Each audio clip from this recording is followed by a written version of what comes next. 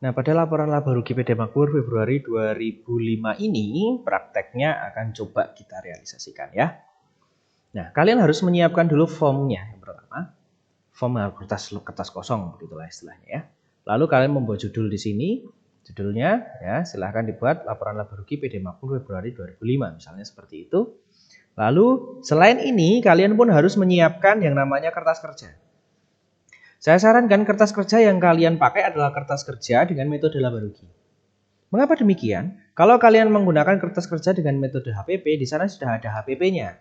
Karena kita sekarang akan melihat atau membuat laporan laba rugi yang full. Di sana nanti ada HPP-nya juga, gitu ya. Jadi yang kalian lihat adalah kertas kerja laba rugi walaupun sebenarnya tidak berbeda jauh, gitu ya. Kalau kalian melihat yang kertas kerja HPP pun tidak masalah. Bisa kok, ya. Bisa. Nah, sekarang kita coba mengerjakan.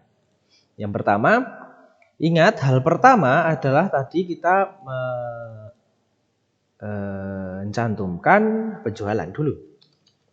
Ya, penjualan di sini. Berapa penjualannya? Nah, kita berarti melihatnya di kertas kerja. Berapa dan di mana penjualannya? Ini 12 ini ya penjualan. Nih 17.000 di sini penjualan. Ya. Jadi ada penjualan 17.000. Oh ya. Seperti halnya pada perusahaan jasa yang kita lihat ya, nominal yang kita lihat yang akan kita masukkan ke dalam laporan laba rugi adalah neraca setelah disesuaikan.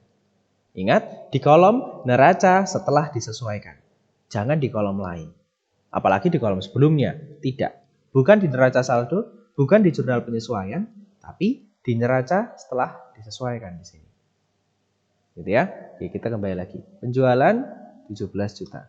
Di sini 17 juta ketemu. Nah, setelah itu kita melihat penjualan yang lainnya. Salah satunya adalah potongan penjualan. Kita lihat, kita taruh di agak menjorok begini ya. Nanti kita jumlahkan untuk potongannya. Di mana potongan penjualan? Ini 10.000 ya.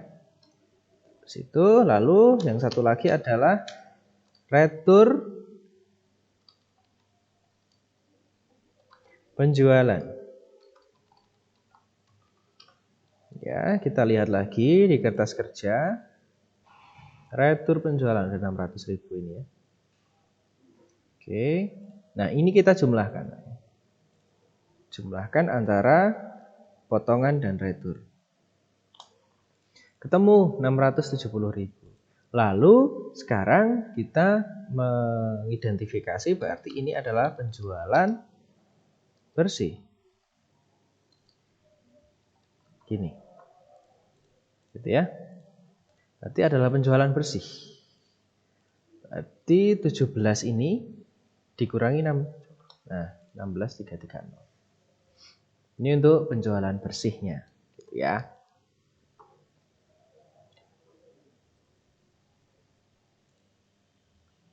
Nah, sekarang kita akan melihat perhitungan HPP-nya. Jadi kita tulis di sini adalah perhitungan HPP, gitu ya. Lalu kita tulis perhitungan HPP ini. Ini kita kasih spasi saja biar enak. Nah, dari perhitungan HPP ini, hal pertama yang perlu kita lihat adalah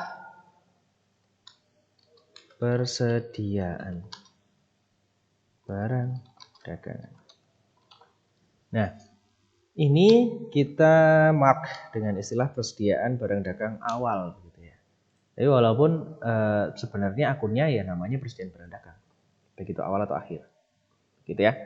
Jadi akunnya yang benar seperti itu. Berapa nominalnya? Kita sekarang akan lihat di kertas kerja. Persediaan barang dagang awal. Coba kita cek. Persediaan barang dagang awal berarti yang mana? Ini kah? Bukan, nah. Ini adalah persediaan barang dagang akhir yang ada di kertas kerja di bagian neraca setelah disesuaikan. Awalnya yang mana? Ini 1 juta. Gitu ya. Awalnya persediaan barang dagang itu adalah 1 juta. Kita letakkan di sana. Lalu setelah itu kita baru akan melihat lagi akun pembelian. Gitu ya. Kita akan melihat pembelian. Berapa pembelian? Kita bisa lihat di sini. Dua 100 gitu ya. Nah, lalu kita akan melihat lagi akun satu lagi, yaitu biaya angkut pembelian. Gitu. Kita cek lagi di bagian kertas kerja biaya angkut pembelian 100 ya. 100.000. Nah, mengapa demikian perhitungan HPP kalian bisa cross check di video sebelumnya. Ya, di sana udah ada. Lalu kita jumlahkan antara ini dan ini. Ya. Lalu ini ada retur pembelian. Nah, lalu bawahnya ini ada potongan pembelian. Gitu. Ya, nanti bisa dijumlahkan lagi. Saat ini jumlahnya berarti di sini. Nah, biar enak susunannya saja nanti ya. Retur pembeliannya di mana? Oh ini 500. Lalu potongan pembeliannya ada 97. Nah, lalu ini juga dijumlahkan. Ya, antara retur pembelian dan potongan pembelian dijumlahkan. Nah, ini adalah bagian debit. Yang ini adalah bagian kredit. Lalu kita kurangkan, ya. Berarti ini 22 ini dikurangi 597. Ini namanya adalah pembelian bersih. Nah, ketemu nih pembelian bersih segini. Lalu pembelian bersih ini ditambahkan dengan persediaan barang dagang awal. Jadi ketemu 22.603. Setelah itu kita jangan lupa bahwa di perhitungan HPP ada persediaan barang dagang tapi akhir. Itu kita cantumkan juga. Kita coba cross check. Barang dagang akhir berarti yang mana? Yang ini. Tuh. Lalu antara ini tadi, oh ini ada namanya ini. Maaf ya. Namanya adalah BTUD atau barang tersedia untuk dijual. Gitu. Ya, lalu ada persediaan akhir, lalu kita kurangkan antara BTUD dan persediaan akhir. Ketemu 9603. Ini adalah HPP. Tuh. Udah ketemu nih HPP. Berarti kita bisa melihat berapa laba kotor. Laba kotor itu berarti dari penjualan bersih dikurangi HPP, ketemu laba kotor. Gitu ya.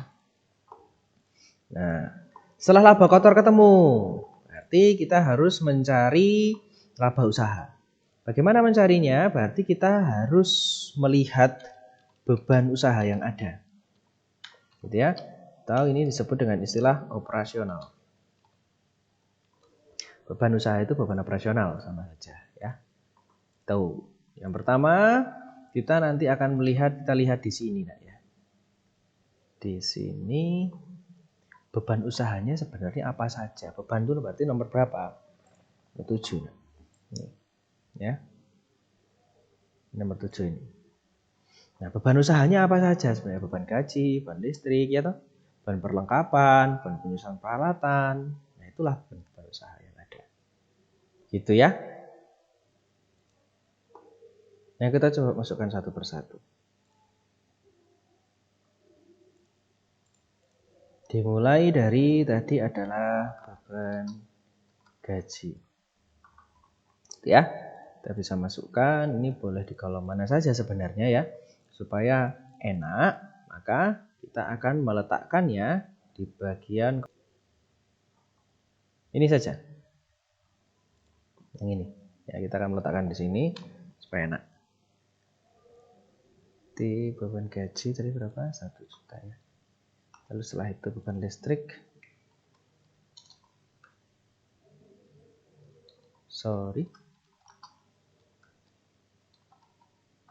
Berapa beban Ya, bisa kita lihat bahwa dia sebesar 2.500.000. Setelah itu beban yang lainnya kita cek, ada beban perlengkapan. Nominalnya adalah 900 gitu ya. Lalu ada beban penyusutan peralatan.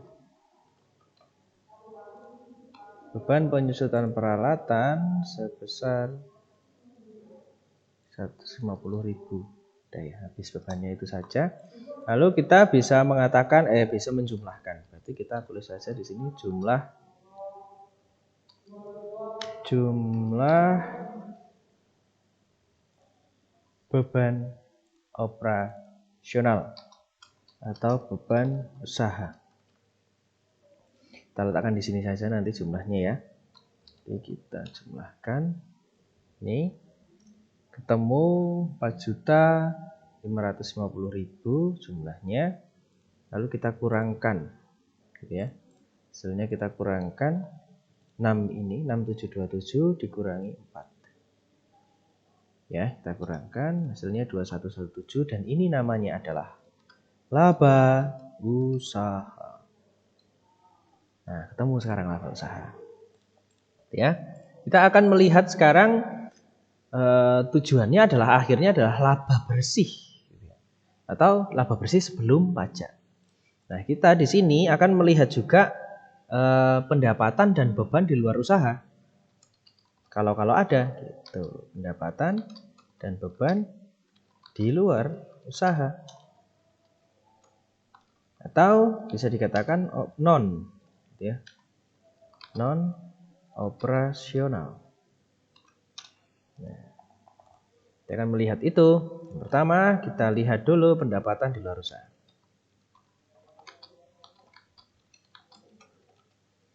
Ya. Pendapatan di luar usaha apa saja yang ada? Kita bisa cross check di bagian kertas kerja. Pendapatan hanya ada 1611 yaitu pendapatan bunga. Ya, ini pendapatan di luar usaha. Besar 100.000. Berarti sini pendapatan bunga. Gitu. Berapa nominalnya? Nominalnya adalah 100.000. Kita ambilkan dari kertas kerja. Pendapatan bunga 100.000 begini. Lalu di sini ditulis karena pendapatannya cuma satu ya. Jumlah pendapatan. Gitu ya, di luar usaha. Jumlahnya kalau banyak nanti dijumlahkan semua lalu letakkan di sini gitu.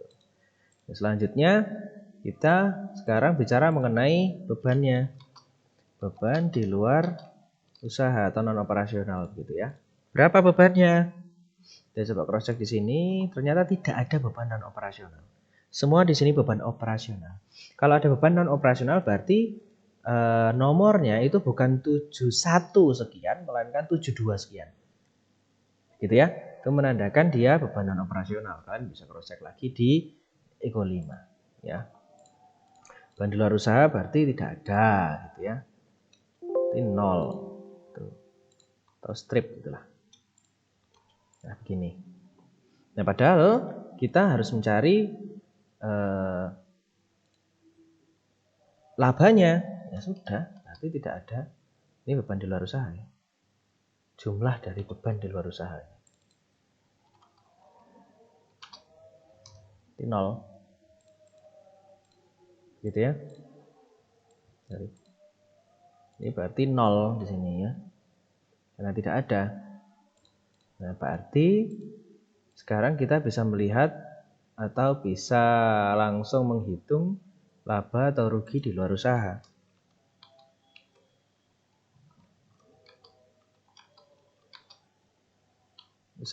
Bisa kalian menganggapnya laba atau rugi non operasional gitu ya. Jadi di sini kita letakkan di situ ya 100 ini dikurangi dengan tadi jumlah beban tadi di sini. Ya, harusnya gitu. Ketemu harusnya. Tuh, ya. Berapa? Nah, kalau ini ya 100.000 ini karena yang bebannya kosong. Nah, ya, bebannya kosong. Gitu. Jadi karena itu, nah sekarang kita bisa melihat berapa hasil akhirnya, yaitu laba sebelum pajak. Nah, ini hasil akhirnya ini yang kita perlukan. Dari mana? Berarti dari 2117 ini dikurangi, karena laba ditambah ya. Tambah 100. Gitu. Hasilnya adalah 2277. Nah, ini untuk bagaimana cara membuat pelaporan, menghitung laporan laba rugi ya. Ini kita berbicara tentang laporan. Jadi harus sistematis karena sudah ada formnya seperti ini. Gitu ya, paling tidak ya kalian harus mengikuti ini untuk membuat laporan laba rugi perusahaan dagang. Ini contohnya laporan laba rugi PD Makmur Februari 2005. Nah, beginilah cara membuat laporan laba rugi. Gitu ya. Terima kasih.